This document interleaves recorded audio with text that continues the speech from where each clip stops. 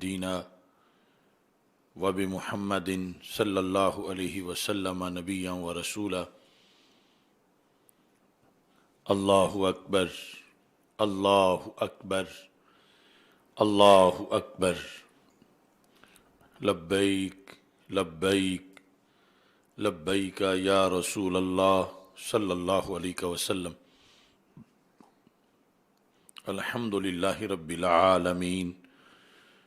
والصلاة والسلام علی خاتم النبیین سید الرسل و خاتم المعصومین وعلی آلہ واصحابہ اجمعین،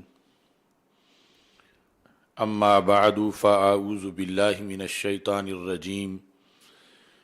بسم اللہ الرحمن الرحیم۔ واتخذوا من مقام ابراہیم مصلی، صدق اللہ العظیم وصدق رسولہ النبی الکریم الامین۔ ان اللہ وملائکتہ یصلون علی النبی یا ایہا الذین آمنوا صلوا علیہ وسلموا تسلیما۔ الصلاۃ والسلام علیک یا سیدی یا رسول اللہ وعلی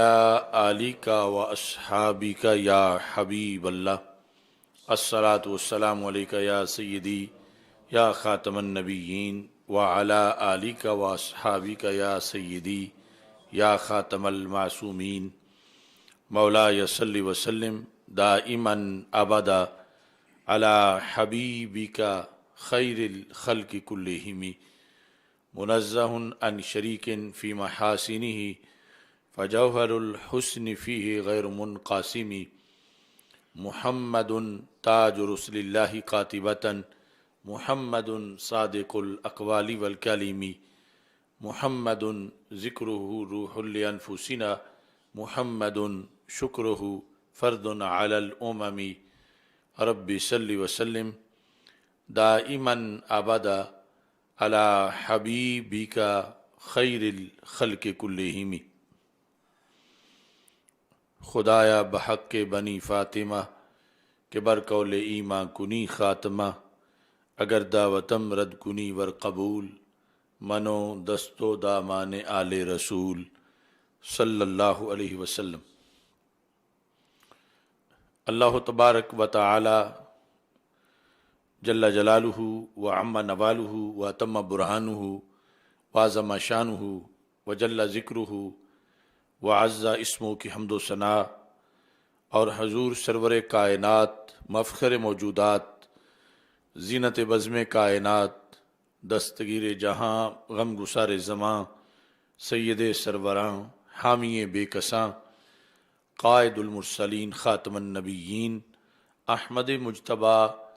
جناب محمد مصطفیٰ صلی اللہ علیہ وآلہ واصحابہ وبارک وسلم کے دربار گوہر بار میں ہدیہ درود و سلام عرض کرنے کے بعد السلام علیکم ورحمۃ اللہ وبرکاتہ۔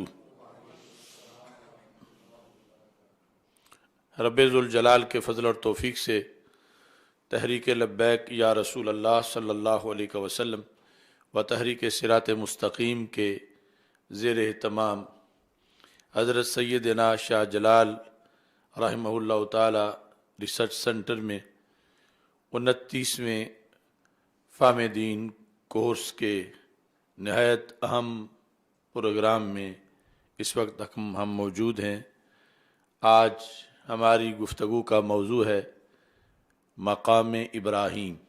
علیہ السلام۔ میری دعا ہے خالق کائنات جل جلالہ ہم سب کو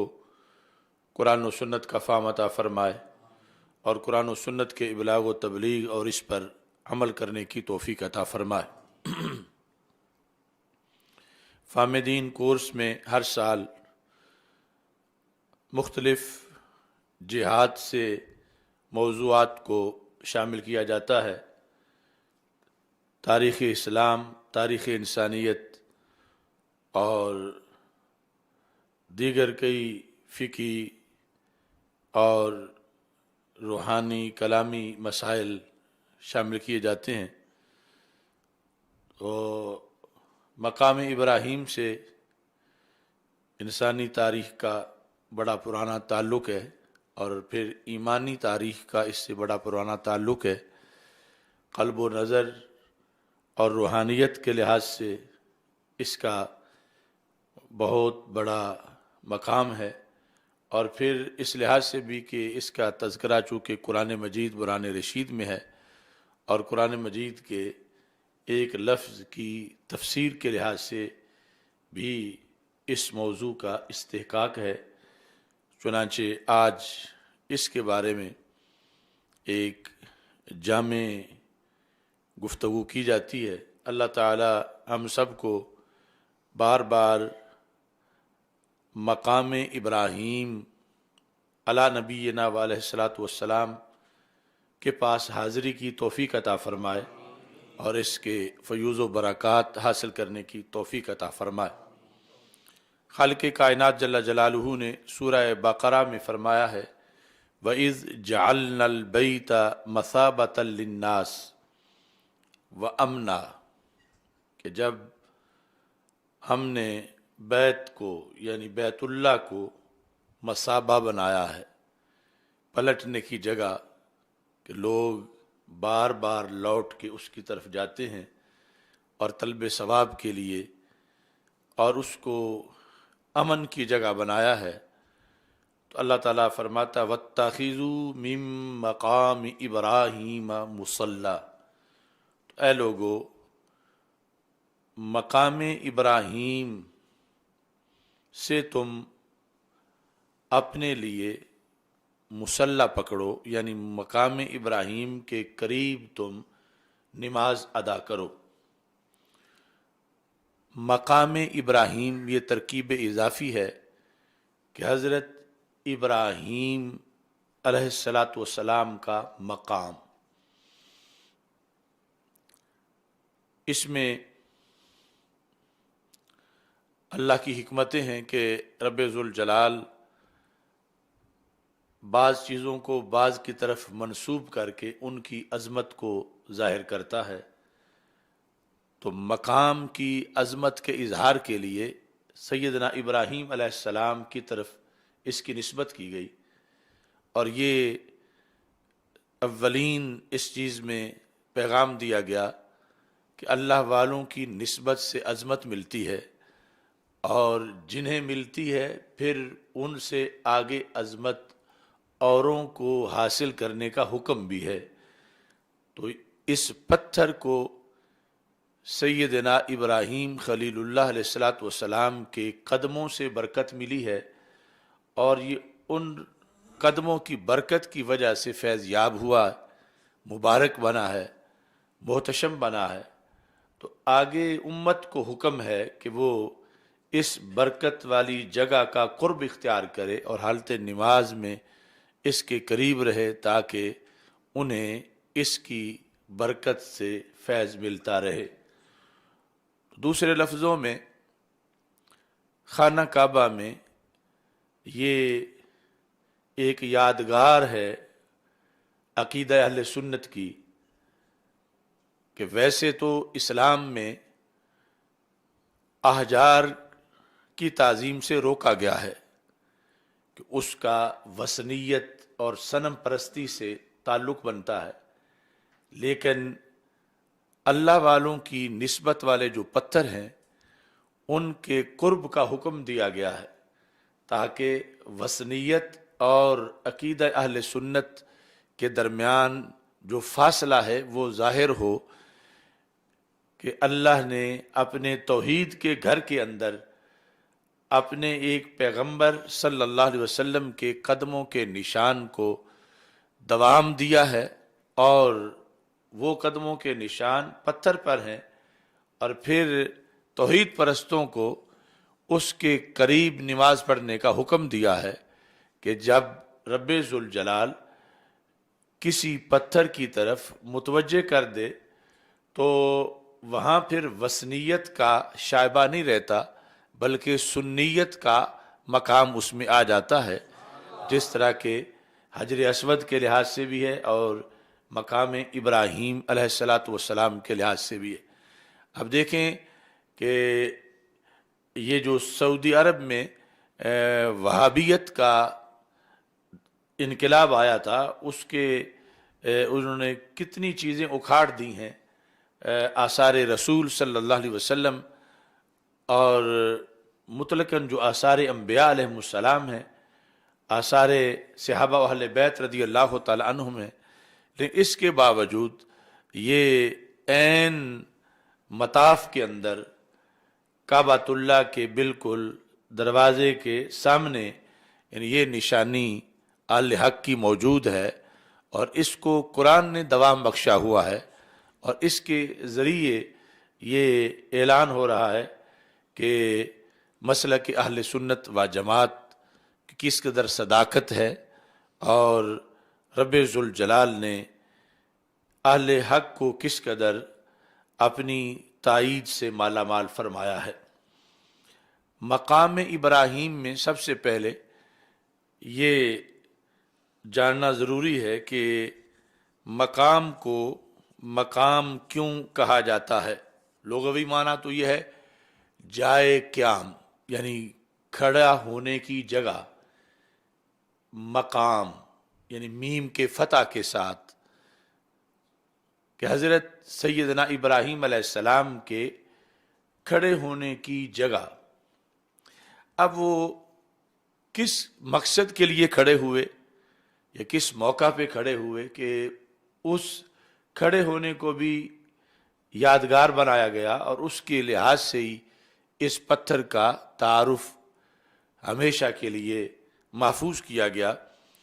تو اس میں پہلا قول جو ہے وہ حدیث بخاری شریف کے اندر موجود ہے، جو حضرت عبداللہ بن عباس رضی اللہ تعالی عنہما جس کے راوی ہیں، کہ جس وقت بیت اللہ کو تعمیر کیا جا رہا تھا تو حضرت عبداللہ بن عباس رضی اللہ تعالی عنہ بیان کرتے ہیں، فجعل اسماعیل علیہ السلام یأتی بالحجارہ، کہ حضرت سیدنا اسماعیل علیہ السلام کعبۃ اللہ کی تعمیر کے لیے پتھر لا رہے تھے، وابراہیم یبنی، اور سیدنا ابراہیم علیہ السلام پتھر پکڑ کے آگے دیوار بنا رہے تھے، حتی اذا ارتفع البناء، یہاں تک کہ جب دیوار اونچی ہو گئی، یعنی زمین سے اس کو اوپر اٹھایا گیا اور پتھر لگاتے لگاتے دیوار اونچی ہو گئی، جاء بهذا الحجر، تو حضرت اسماعیل علیہ السلام یہ پتھر لائے، فوضعه له، تو حضرت ابراہیم علیہ السلام کے لیے حضرت اسماعیل علیہ السلام نے یہ پتھر رکھا تاکہ دیوار کے بلند ہو جانے کے بعد اس پہ کھڑے ہو کر آگے پھر تعمیر کریں۔ فقام علیہ وہو یبنی، تو اس طرح پھر حضرت سیدنا ابراہیم علیہ السلام اس پتھر کے اوپر کھڑے ہو گئے، اس حالت میں کہ آپ اس دیوار کی تعمیر کرتے جا رہے تھے، وَإِسْمَاعِيلُ يُنَاوِلُهُ الْحِجَارَةَ، اور حضرت سیدنا اسماعیل علیہ السلام ان کو پتھر پکڑاتے جا رہے تھے، وَهُمَا يَقُولَانِ، اور دونوں کی زبان پر یہ تھا، رَبَّنَا تَقَبَّلْ مِنَّا إِنَّكَ أَنْتَ السَّمِيعُ الْعَلِيمُ، کہ اے اللہ ہم سے یہ کاوش قبول کر لے کہ تو سمیع ہے اور تو علیم ہے۔ اب یہ حضرت عبداللہ بن عباس رضی اللہ تعالی عنہ کا موقف ہے کہ جو صحیح بخاری شریف میں ہے، جس کو پھر ابن جریر نے بھی روایت کیا ہے، مسند امام احمد میں بھی ہے، اور دیگر بہت سے اس کے اور بھی روایت کرنے والے ہیں، صحاح اور سیر والے، اور حضرت عبداللہ بن عباس رضی اللہ تعالی عنہ سے اس کو حضرت سعید بن جبیر رضی اللہ تعالی عنہ نے تابعین میں سے خصوصی طور پر روایت کیا ہے۔ دوسرا سبب اس کو مقام کہنے کا وہ اس سے ہٹ کے ہے، یعنی اس کا تعلق بنائے خانہ کعبہ سے نہیں ہے، کہ حضرت سیدنا ابراہیم علیہ السلام ایک اور موقع پر اس پتھر پہ کھڑے ہوئے، تو اس بنیاد پہ اس کو مقام ابراہیم کہا جاتا۔ یہ قول جو ہے یہ حضرت عبداللہ بن سلام رضی اللہ تعالی عنہ کا ہے، صحابہ رضی اللہ تعالی عنہ میں سے، ایسے ہی صحابہ رضی اللہ تعالیٰ عنہ میں سے حضرت عبداللہ بن زبیر رضی اللہ تعالیٰ عنہ کا بھی یہی قول ہے، اور پھر آگے تابعین میں حضرت مجاہد، حضرت سعید بن ابی ہلال وغیرہ اس کو روایت کرتے ہیں۔ یہ کھڑا ہونا ایک اور مقصد کے لیے تھا کہ جس وقت خانہ کعبہ بنا دیا گیا تو اس کے بعد خانہ کعبہ کو آباد کرنے کے لیے وَأَذِّن کا جو اللہ کی طرف سے حکم آیا کہ میرے خلیل آپ اعلان کریں، تو اس اعلان کی خاطر جس میں ساری انسانیت جنہوں نے قیامت تک آنا تھا ان کو دعوت دی گئی حضرت ابراہیم علیہ السلام کی طرف سے، تو اس پتھر پہ کھڑے ہو کے آپ نے وہ خصوصی طور پر اعلان کیا، اور وہ خاص وقت تھا کھڑے ہونے کا اور قیامت تک کی تاریخ سے اس کا ایک تعلق تھا، تو اس بنیاد پر پھر اس کو مقام ابراہیم علیہ السلام کہا گیا۔ اس سلسلہ میں حضرت ابو سعید خدری رضی اللہ تعالی عنہ کہتے ہیں سألت عبداللہ بن سلام عن الاثر الذی فی المقام، کہ میں نے حضرت عبداللہ بن سلام رضی اللہ تعالیٰ عنہ جو ایک کبار صحابہ میں سے ہیں اور ان کے پاس پہلے دیگر الہامی کتب کا علم بھی تھا اور پھر انہوں نے کلمہ پڑھا، صحابی بنے، ان سے کہتے ہیں میں نے پوچھا کہ یہ جو پتھر ہے اس میں نشان کیوں ہے اور اس کو کس لیے مقام ابراہیم کہا جاتا ہے؟ فقال کانت الحجارۃ علی ما ہی علیہ اليوم، کہ یہ پتھر جیسے آج ہے ایسے ہی شروع میں بھی تھا، اس میں کوئی تبدیلی نہیں آئی، الا ان اللہ تعالی اراد ان یجعل المقام آیۃ من آیاتہ، ہاں یہ ہے کہ اللہ تعالیٰ نے یہ چاہا کہ اللہ اس پتھر کو اپنی آیات میں سے ایک آیت بنائے، اپنی نشانیوں میں سے ایک نشانی بنائے، تو اس بنیاد پر یہ پتھر ہونے کے باوجود اس میں اللہ کے پیغمبر حضرت ابراہیم علیہ السلام کے قدموں کے نشان بنے، اور اس کا پس منظر یہ تھا فلما امر ابراہیم علیہ السلام ان یؤذن فی الناس بالحج، کہ جب اللہ نے حکم دیا حضرت ابراہیم علیہ السلام کو کہ وہ لوگوں کے لیے حج کا اعلان کریں، جس طرح کہ قرآن مجید میں سورہ حج میں ہے وَأَذِّن فِي النَّاسِ بِالْحَجِّ، کہ لوگوں میں آپ حج کا اعلان کریں، تو اس پتھر کو منبر بنایا گیا، جس طرح کے بڑے اعلان کے لیے اونچی جگہ کا انتخاب کیا جاتا ہے، تو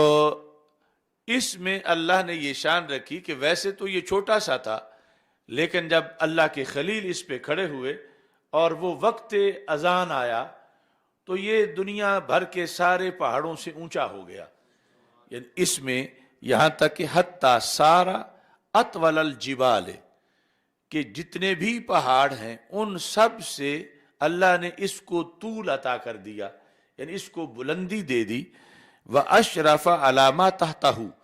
اور یہ اتنا بلند ہو گیا کہ باقی سب پہاڑ اس کے نیچے تھے اور یہ ان کے اوپر جھانک رہا تھا، اتنا اس کو عروج ملا۔ فَقَالَ يَا أَيُّهَا النَّاسِ أَجِيبُوا رَبَّكُمْ، تو وہاں پر پھر یعنی چونکہ حضرت ابراہیم علیہ السلام پہلے اس پہ کھڑے ہو چکے تھے اور پھر اس کو بلند کیا گیا، اور اس کے بعد انہوں نے پوری انسانیت کو آواز دی اور یا ایھا الناس کہہ کر یہ کہا کہ اللہ کا گھر بن گیا ہے، میں تمہیں سب کو دعوت دیتا ہوں اور تم اس دعوت کو قبول کرو۔ تو جس نے اس وقت ارواح میں سے بھی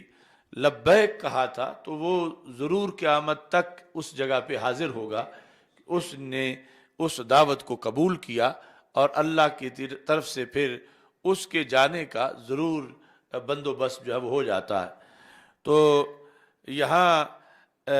یعنی ایک طرف تو اس پتھر کا یہ کمال ظاہر ہوا اور یہ کہ اللہ کے خلیل علیہ السلام کے قدموں کی برکت کتنی ہے، اور پھر اس کو یادگار بنایا گیا، اور ساتھ یہ بھی ہے کہ جتنے لوگوں کو دعوت دی جا رہی تھی وہ ان کی اکثریت تو ابھی دنیا میں آئی بھی نہیں تھی، تو جو ندائے غیب ہے جس پر آج کچھ لوگ جو ہے وہ شرک کا فتویٰ لگا دیتے ہیں، تو وہ ندائے غیب پائی گئی کہ آپ نے جو قریب موجود تھے، بعید موجود تھے، روئے زمین پر موجود تھے، جنہوں نے ایک دن بعد پیدا ہونا تھا یا ایک صدی بعد پیدا ہونا تھا یا کئی صدیوں بعد پیدا ہونا تھا، ان سب کو مشترکہ ایک ہی آپ نے پیغام دیا، ان کو دعوت دی، اور اس طرح حج کا شیڈول قیامت تک کے لیے تیار ہو گیا، اور جس نے بھی وہاں حاضر ہونا ہے اس کے لیے رب ذوالجلال نے یہ اہتمام کیا۔ تو بنیادی طور پر اس موضوع میں یعنی مقام کے لحاظ سے یہ وضاحت لازمی تھی کہ مقام ابراہیم کو دو لحاظ سے مقام ابراہیم کہا جاتا ہے۔ ایک تو اس بنیاد پر کچھ لوگوں نے کہا کہ اس پہ کھڑے ہو کے خانہ کعبہ کی تعمیر کی، اور دوسرا یہ کہ اگرچہ تعمیر میں تو یہ اس پہ کھڑے نہیں ہوئے، مگر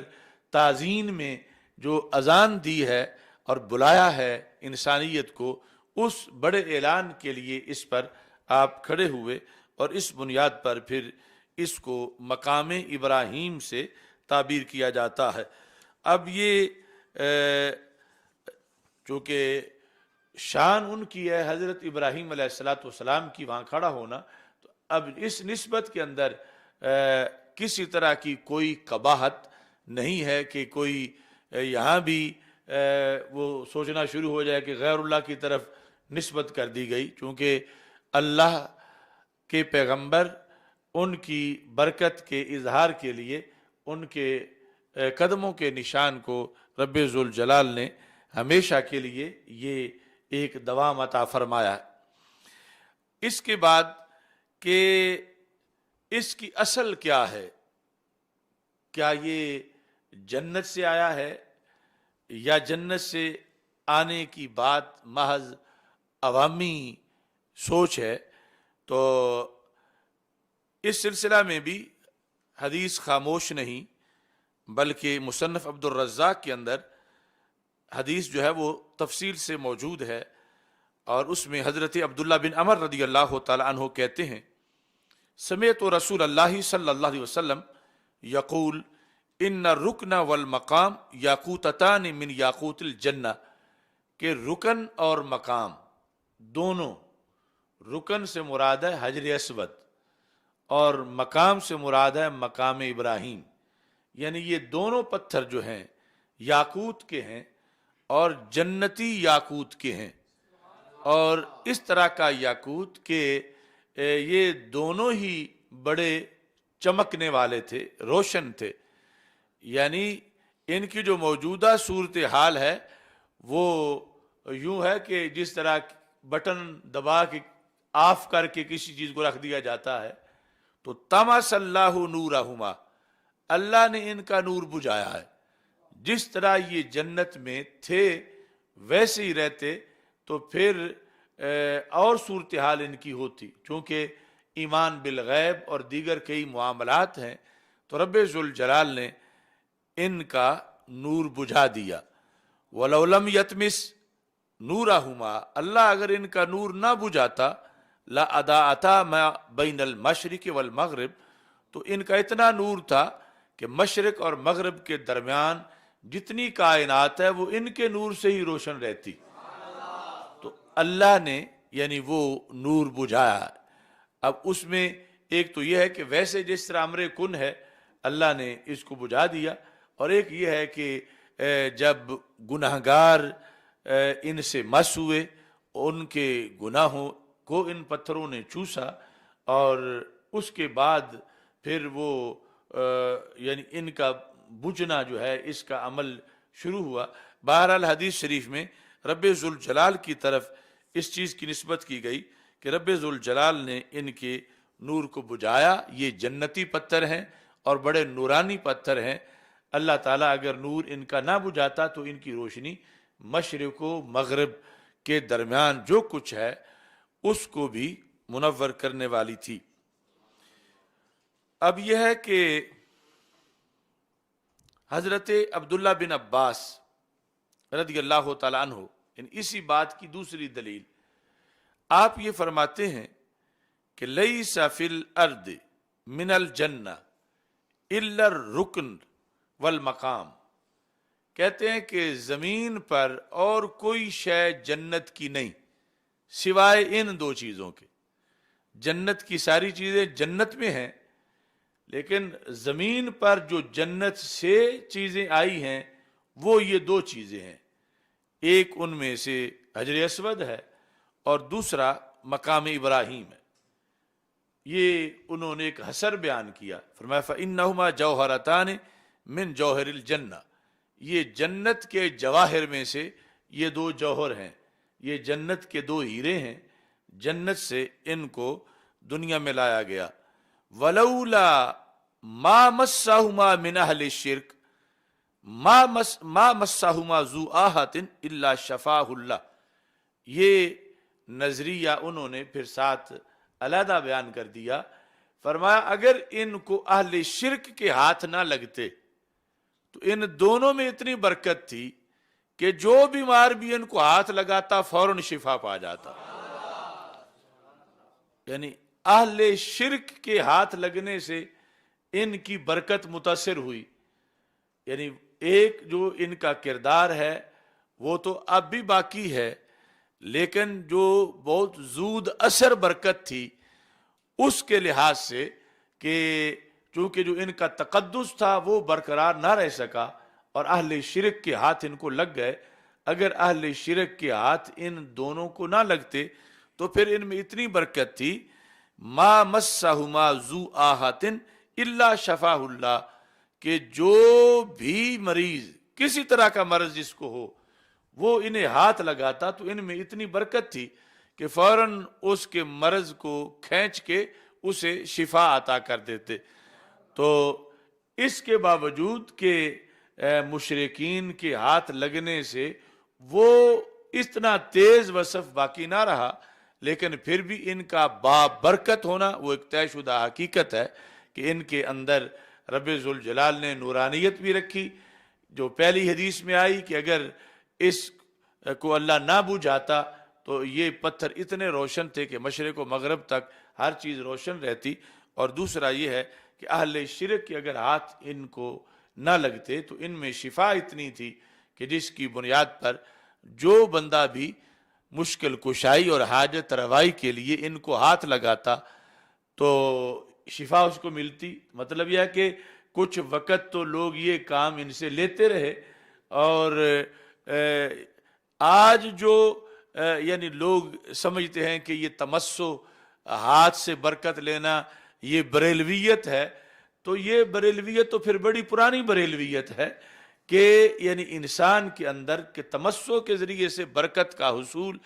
یہ ایک حقیقت تھی جو اس چیز میں رکھی گئی۔ آگے پھر مشرکین جو ہیں ان کی غلطی کی وجہ سے اس میں فرق آیا، ورنہ یہ اصل اپنی برکت کے لحاظ سے اس وصف سے متصف تھے کہ ان کو ہاتھ لگانے سے برکت ملتی تھی، اور وہ بإذن اللہ تھی، چونکہ شفاہ اللہ، اللہ شفا دیتا، وسیلہ یہ بنتے کہ ان پتھروں کو جو بھی ہاتھ لگاتا اللہ اس کو شفا دے دیتا۔ تو یعنی وہی نظریہ کہ ویسے جو بت ہیں ان کو ہاتھ لگائے کوئی اس سے کہ مجھے فائدہ ہو تو رب ناراض ہو جاتا ہے، اور یہ جنہیں رب نے برکت دی اس سے اللہ خوش ہوتا ہوگا جب کوئی ہاتھ لگاتا تھا، اور یہ برکت ابھی پوری اس وقت موجود تھی، اور آج بھی وہ برکت اللہ کے فضل سے باقی ہے، اگرچہ اس طرح کا جو منظر تھا وہ اب نہیں ہے، لیکن پھر بھی صدیوں کے گزر جانے کے باوجود یہ جنت کی دو بڑی علامتیں اہل زمین پر مسلمانوں کے پاس ہیں، اور مسلمانوں کے کعبے میں ہیں، اور مسلمانوں کی عقیدے کی یادگار ہیں، اور یہ یادگار صرف ہمارے نظریے کے مطابق یعنی اہل سنت و جماعت کے نظریے کے مطابق ہے، جو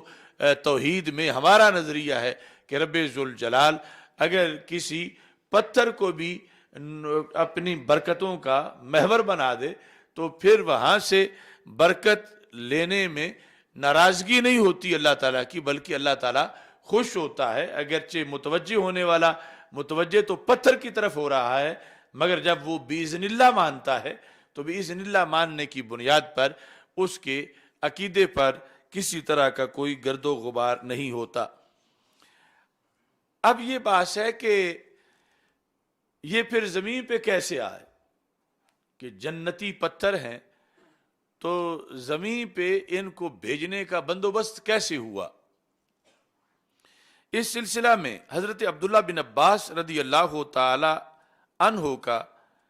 جو فرمان ہے، وہ ازرقی نے یہ جو اخبار مکہ کتاب ہے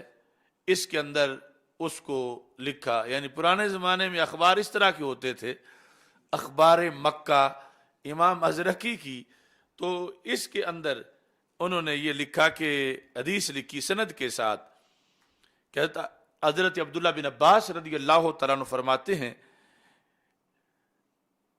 انزل الرکن والمقام ما آدم علیہ السلام لیلۃ نزل بین الرکن والمقام، کہ جس رات، یعنی ایک تو نزول آدم علیہ السلام جو ہے وہ بر صغیر میں ہوا، اور دوسرا کہ نزول آدم علیہ السلام جو ہے وہ رکن اور مقام کے درمیان ہوا، یعنی جو جگہ ہے جہاں آج حجر اسود ہے اور آج مقام ابراہیم ہے، اس کے درمیان جگہ جو ہے یہاں حضرت آدم علیہ السلام کا نزول ہوا۔ تو جب نازل ہوئے جس رات کو، تو یہ دونوں پتھر آپ کے ساتھ جنت سے اتارے گئے۔ فلما اصبح رأى الرکن والمقام، یعنی آپ تو اپنے طور پر تشریف لائے نیچے، لیکن جب صبح دیکھا تو آپ نے یہ دو پتھر بھی ساتھ دیکھے کہ وہ بھی آئے ہوئے ہیں۔ فعرفہما، یعنی یہ نہیں کہ آپ نے پکڑے ہوئے تھے تو لائے، بلکہ آپ نے آئے ہوئے پہچانے کہ یہ تو میں جنت میں دیکھتا تھا اور آج ادھر یہ بھی تشریف لائے ہوئے ہیں۔ فعرفہما، تو دونوں کو آپ نے پہچانا۔ فضمہما الیہ، دونوں کو اپنے سینے سے لگایا۔ تو ان کو یعنی ان کے قریب جانا، ان سے تمسو کرنا، ان پہ ہاتھ پھیرنا، تو یہ اس لیے کہ سب سے پہلے حضرت آدم علیہ السلام نے ان سے تمسو کیا، یعنی یہ بت پرستی نہیں تھی، یہ حق پرستی تھی کہ ان دونوں پتھروں کو انہوں نے اپنے قریب کیا، اور ان سے وہ زمین پہ مانوس ہوئے کہ نئی جگہ تھی، پہلی بار آئے تھے زمین پر، تو جنت سے دل لگا ہوا تھا، تو یہ دو جنت کی چیزیں انہیں مانوس کرنے کے لیے ساتھ بھیجی گئیں کہ ان کو دیکھو گے تو زمین پہ دل لگ جائے گا۔ جو دوسری حدیث ہے اس میں تو پھر اذان کے کلمات ان کو دیے گئے، یہ سری لنکا جو نزول کی حدیث ہے، تو یہاں یعنی یہ دونوں پتھر جو ہیں وہ ان کو دیے گئے۔ تو اس طرح یعنی ایک حدیث کے مطابق ان دونوں پتھروں کے آنے کی صورت جو ہے وہ یہ تھی۔ سید عائشہ صدیقہ رضی اللہ تعالی عنہا فرماتی ہیں، القی المقام من السماء، کہ مقام کو یعنی مقام ابراہیم کو پھینکا گیا آسمان سے، یعنی آسمان سے اتارا گیا زمین پر۔ تو یہ ساری اس بات کی دلیلیں ہیں کہ یہ جنت سے آئے ہیں، اور ان کے اندر رب ذوالجلال نے اہل دنیا کے لیے خصوصی برکتیں رکھی ہیں۔ حضرت ابی بن کعب رضی اللہ تعالیٰ عنہ کہتے ہیں، ان جبریل علیہ السلام جاء بالمقام، کہ حضرت جبریل علیہ السلام لے کے آئے۔ اب یہ تیسرا قول ہے، یعنی جو دوسرا تھا عائشہ صدیقہ رضی اللہ تعالی عنہ والا، وہ یہ ہے کہ اوپر سے اسے گرایا گیا، اور یہ ہے کہ جبریل علیہ السلام ساتھ لے کے آئے۔ جاء بالمقام حتی واداہ تحت رجل ابراہیم، یہاں تک کہ اس کو حضرت ابراہیم علیہ السلام، وہ جو قول ہے بناء کعبہ کے لیے کھڑے تھے، تو ان کے پاؤں کے نیچے جبریل علیہ السلام نے اس پتھر کو رکھ دیا، جسے مقام ابراہیم کہا جاتا ہے۔ مقام ابراہیم کے لحاظ سے اگلی بات یہ ہے کہ کیا یہ جہاں اب ہے شروع سے ہی یہاں ہے، یا پہلے کہیں اور تھا اور پھر اس جگہ پہ رکھا گیا. اور پھر ایک یہ ہے کہ اگر اس کا یہی مقام ہے تو کیا ہمیشہ ہی یہی رہا ہے یا کہیں اور بھی منتقل ہوا اور پھر اس جگہ پہ رکھا گیا. تو اس سلسلہ کے اندر نوفل بن معاویہ وہ کہتے ہیں رأیت المقام فی عہد عبد المطلب رضی اللہ تعالی عنہ ملصقم بالبیت. انہوں نے حضرت عبد المطلب رضی اللہ تعالیٰ عنہ کا زمانہ پایا تو وہ کہتے ہیں کہ میں نے اس وقت اس پتھر کو کعبۃ اللہ کی دیوار کے ساتھ بالکل اٹیچ پایا، یعنی درمیان میں فاصلہ نہیں تھا. اب تو درمیان میں کافی فاصلہ ہے،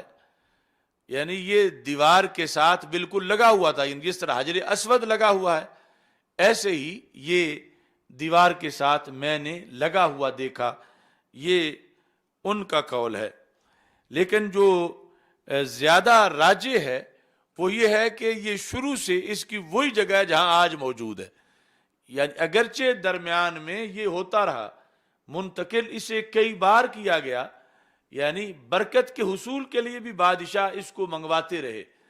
اور بھی کئی وجوہ بنی، یعنی جو چوری کا معاملہ ہے یا سیلاب کی وجہ سے جگہ سے ہٹنا، لیکن خصوصی طور پر حصول برکت کے لیے بھی اسے مختلف جو دربار ہیں بادشاہوں کے پہلے ان میں لے جایا گیا. لیکن اس کی جگہ وہی تھی جہاں پھر یعنی جو لے جاتا تھا وہ واپس اسی جگہ پہ لا کے رکھ دیتا تھا. یعنی خانہ کعبہ کی دیوار میں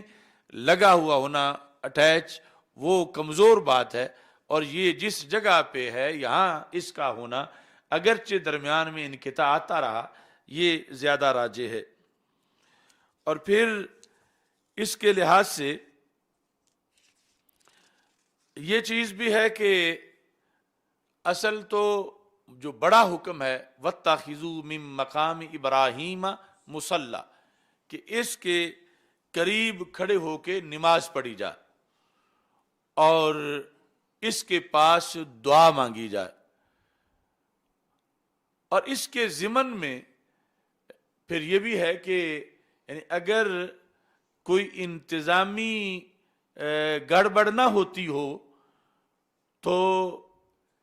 اس سے تمسو بھی جائز ہے، یعنی حصول برکت کے لیے. اب ایک ہے کہ کسی کام کا شرعی ناجائز ہونا، ایک ہے کہ رش کی وجہ سے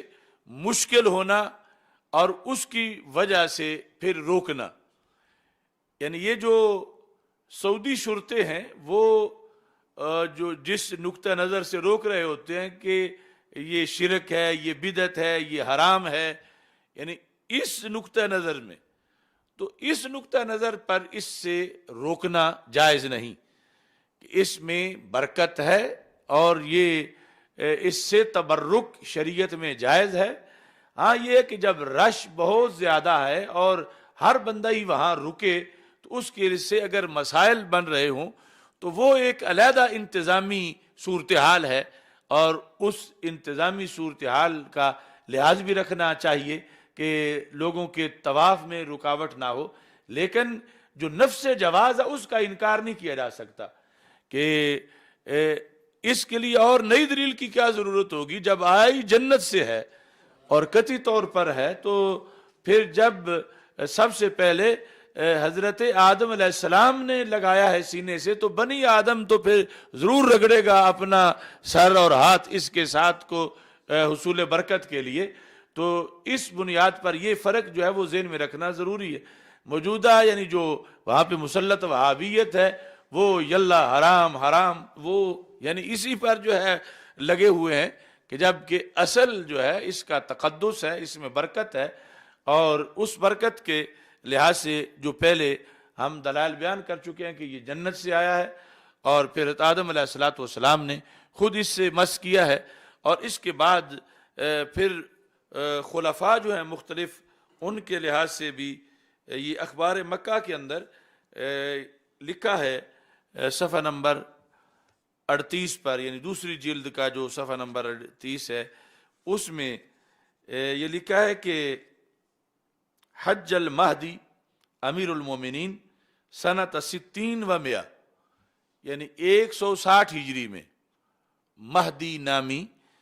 جو امیر المومنین تھے مسلمانوں کے، انہوں نے حج کیا۔ تو جب وہ حج کے لیے آئے تو عبید اللہ بن عثمان بن ابراہیم حجبی، یعنی یہ جو خاندان ہے جن کے پاس کعبے کی چابی ہوتی ہے، اسی خاندان کے فرد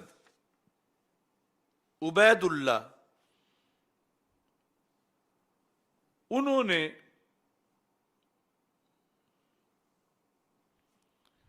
یہ پیشکش کی امیر المومنین مہدی کو کہ میں آپ کو خصوصی طور پر ایک زیارت کروانا چاہتا ہوں، اور ایک پیشکش میری ہے خصوصی طور پر۔ تو جب رش نہیں تھا، فی ساعت خالیۃ، نصف النہار کے وقت جب رش نہیں تھا، تو اس وقت وہ عبید اللہ بن عثمان کہنے لگے جو مہدی کے ساتھ خادم تھا، اذن لی علی امیر المومنین، مجھے امیر المومنین سے ملنے دو، فإن معی شیئا لم يدخل به علی احد قبلہ، کہ میں انہیں ایک ایسی جگہ پہ داخل کرنا چاہتا ہوں جو ان سے پہلے وہاں کوئی نہیں داخل ہوا، یعنی یہ جو قریب کے دور کے لوگ تھے۔ وَهُوَ يَسُرُّ امیر المومنین، تو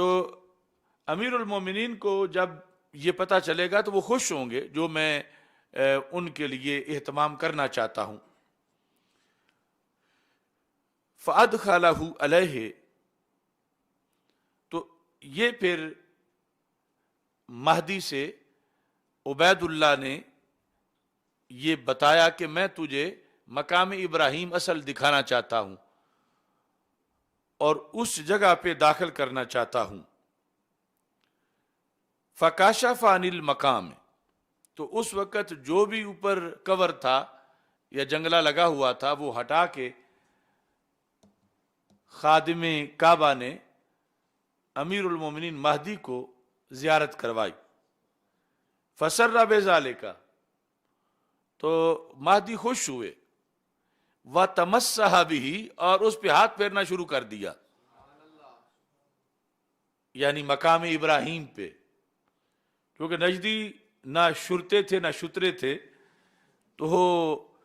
وَتَمَسَّحَ بِهِ۔ اب تمسح کے بعد مہدی صاحب کو یہ خیال آیا کہ یہ تو بڑی برکت والی چیز ہے، تو برکت کا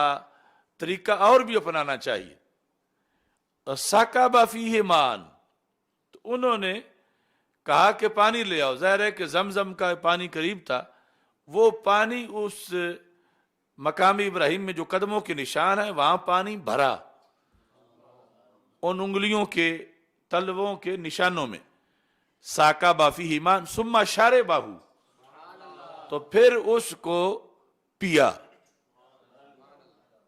وابیوں کو کہنا چاہیے پنجابی ہون وال گل ہے تو وہ جو ہاتھ لگانے سے، یعنی اس طرح جو وہاں منظر بنا ہوتا ہے، انہوں نے اپنا، جس طرح وہ پنجاب کا کلی باندر کا کھیل ہے، تو اس طرح وہ سارے ارد گرد جو ہیں وہ لوگوں کو روکنے پہ لگے ہوتے ہیں۔ تو انتظامی طور پر تو وہ مسئلہ ہم نے بتا دیا، لیکن اصل جو انہوں نے کفر اسلام کی جنگ بنائی ہوئی ہے کہ یلہ حرام حاجی حرام، تو اب یہ جو ہے انہوں نے اس میں پانی بھرا، اور پانی بھرنے کے بعد پانی کو پیا۔ وقال لہ، اور اس کے بعد مہدی جو ہے انہوں نے کہا اخرج، کہ یہ پانی کچھ نکالو بھی، چونکہ برکت لنگر تبرک ایسی چیز ہے کہ یہ پھر آگے پھیلایا جاتا ہے۔ انہوں نے کہا اخرج وارسل الی بعض اہلہ، یہ تبرک پھر میرے گھر والوں کے لیے بھی دو، یعنی وہ جو عبید اللہ بن عثمان حجبی تھے ان کو کہا کہ یہاں پانی ڈال کے کچھ نکالو اور نکالنے کے بعد ارسل الی بعض اہلہ، کہ میرے فیملی کے جو لوگ آئے ہوئے ہیں ان کے لیے بھی بھیجو، فشربوا منہ، انہوں نے بھی پیا۔ جب انہوں نے پیا تو وہ خود آ بھی گئے، تمسحوا بھی، تو انہوں نے اچھی طرح وہ تمسو بھی کیا۔ تو اس کے عوض میں پھر مہدی نے بہت زیادہ انعامات اس خادم کعبہ کو دیے کہ تم نے میرے ساتھ بہت اچھا میرا اعزاز کیا اور مجھے یہ موقع دیا۔ تو یہ جو ازرقی نے اخبار مکہ میں لکھا ہے، یہی بات دوسری طرف جو فاقہی کی اخبار مکہ ہے، انہوں نے اپنے عہد میں جو لکھی، امام فاقہی کی، اس کی جلد اول میں بھی انہوں نے اس چیز کو لکھا، اور اس میں انہوں نے باب قائم کیا، ما تجوز فیہ الیمین بین الرکن والمقام۔ یہاں انہوں نے یہ لکھا کہ ذکر بعض اہل مکہ ان اشیاخہم ان المہدی امیر المومنین حج فی سنۃ 60 و 100، کہ امیر المومنین مہدی سے مکہ مکرمہ کے لوگوں نے اپنے شیوخ کے ذریعے یہ روایت کیا جو اس وقت زندہ تھے، کہ انہوں نے 160 ہجری کے اندر حج کیا۔ فجاءہ عبید اللہ بن عثمان الحجبی، تو امیر المومنین مہدی کے پاس عبید اللہ بن عثمان حجبی آئے۔ حجبی بے مقام خلیل الرحمن، یعنی وہ پتھر اٹھا کے لے آئے مہدی صاحب کے پاس، خود اٹھا کے۔ یہ جو میں نے کہا کہ اس طرح منتقل بھی ہوتا رہا، برکت کے حصول کے لیے بادشاہوں کے پاس لے جایا جاتا رہا، فی ساعۃ خالیۃ، اور لا کے کہا کہ وہی باقی سارا جو ہے وہ ذکر ہے، فَإِنَّ مَعِي شَيْئًا لَمْ يَدْخُلْ بِهِ عَلَىٰ أَحَدٍ قَبْلَ وَهُوَ يَسُرُّ أَمِيرَ الْمُؤْمِنِينَ۔ تو یہاں پر بھی لکھا ہے فَسَرَّ بِهِ الْمَهْدِي وَتَمَسَّى بِهِ وَسَكَبَ فِيهِ مَاءً ثُمَّ شَرِبَهُ، کہ اس میں پانی ڈالا اور پھر وہ پانی پیا۔ اور ایسے ہی پھر اپنے گھر والوں کے لیے بھی لیا، اور یہ ہے فَأَمَرَ لَهُ بِجَوَائِزْ عَظِیمَةٍ، تو اس کے لیے پھر بڑے بڑے انعامات کا اعلان کیا مہدی نے اس خادم کعبہ کے لیے۔ اس کے علاوہ اس کتاب کے اندر جو 469 صفحہ ہے، وہاں پر حضرت علی بن حسن رضی اللہ تعالی عنہ آپ کا تذکرہ موجود ہے۔ حضرت علی بن حسن، اس میں یہ لکھا ہے تمسح الناس بالمقام ودعوا اللہ تعالی، کہ جب انہوں نے حضرت علی بن حسن رضی اللہ تعالی عنہ نے اس سے تمسو کیا، تو اور بھی بہت سے لوگوں نے تمسو کیا اور اس کے پاس کھڑے ہو کے دعائیں مانگی اور اللہ کا ذکر کیا، وَذَكَرُوا خَلِيلَهُ، اور اللہ کے خلیل کو یاد کیا۔ اور ساتھ یہ دوسرے مقام پر بھی حضرت علی بن حسن کے لحاظ سے یہ لکھا ہے کہ خصوصی طور پر انہوں نے اس چیز کا اہتمام کیا۔ اور یہاں کی جو تاریخ ہے وہ یعنی 256 ہجری کی ہے، یعنی علی بن حسن نام کی یہ شخصیت، اس میں امام حسن جو رسول پاک صلی اللہ علیہ وسلم کے شہزادے ہیں وہ مراد نہیں، یعنی بعد میں نسل پاک کے اندر یہ ہستیاں تھیں، چونکہ 256 ہجری کا زمانہ تھا، اور اس وقت بھی حجر اسود کے لحاظ سے اس طرح کا اہتمام جو ہے وہ کیا گیا۔ تو یہ ہے کہ اصل یعنی اس کی برکت کے لحاظ سے یہ شواہد ہیں۔ باقی دعا اس کے پاس کرنا وہ تو واضح حکم ہے، اور اس کے لیے بندہ رکا ہوا ہو تو اس کو چھیڑا بھی نہیں جا سکتا، اور ایسے ہی نماز کا خصوصی طور پر اس کے گرد جو ہے وہ اہتمام کرنے کے لیے خصوصی طور پر شریعت میں حکم دیا گیا ہے۔ حضرت حسن بصری نے یہ ارشاد فرمایا، کہتے ہیں روئے زمین پر جن جگہوں پہ دعائیں قبول ہوتی ہیں انہوں نے وہ بڑی بڑی 15 جگہ لکھی ہیں، تو ان کے اندر جو ہے خصوصی طور پر الدعاء خلف المقام مستجاب، کہ مقام ابراہیم کے پیچھے کھڑے ہو کر دعا مانگے، یعنی مقام ابراہیم دعا مانگنے والے اور خانہ کعبہ کے درمیان ہو تو اس جگہ جو ہے وہ دعا قبول ہوتی ہے۔ ایسے ہی دیگر بھی بہت سے ائمہ نے قبولیت دعا کے لحاظ سے جن مقاموں کا ذکر کیا ہے ان میں اس جگہ کا بھی ذکر خصوصی طور پر کیا گیا ہے۔ یہ اس کا مختصر سا تعارف تھا مقام ابراہیم کا، جو اسلام کی سربلندی کی علامت ہے، اس امت کی عظمت کی علامت ہے، اور پھر اہل سنت کے عقیدہ کی علامت ہے۔ اللہ تعالی ہم سب کو بار بار اس جگہ حاضر ہونے کی توفیق عطا فرمائے، اور اسی پر ہی میں اپنی گفتگو جو ہے وہ ختم کر رہا ہوں۔ جو دعائیہ اشعار ہیں، چلوں خیر سے پھر برائے مدینہ، خدایا تو سن لے دعائے مدینہ، چلوں خیر سے پھر برائے مدینہ، خدایا تو سن لے دعائے مدینہ، یہی ورد جاری ہے میری زباں پر، مدینہ مدینہ صدائے مدینہ،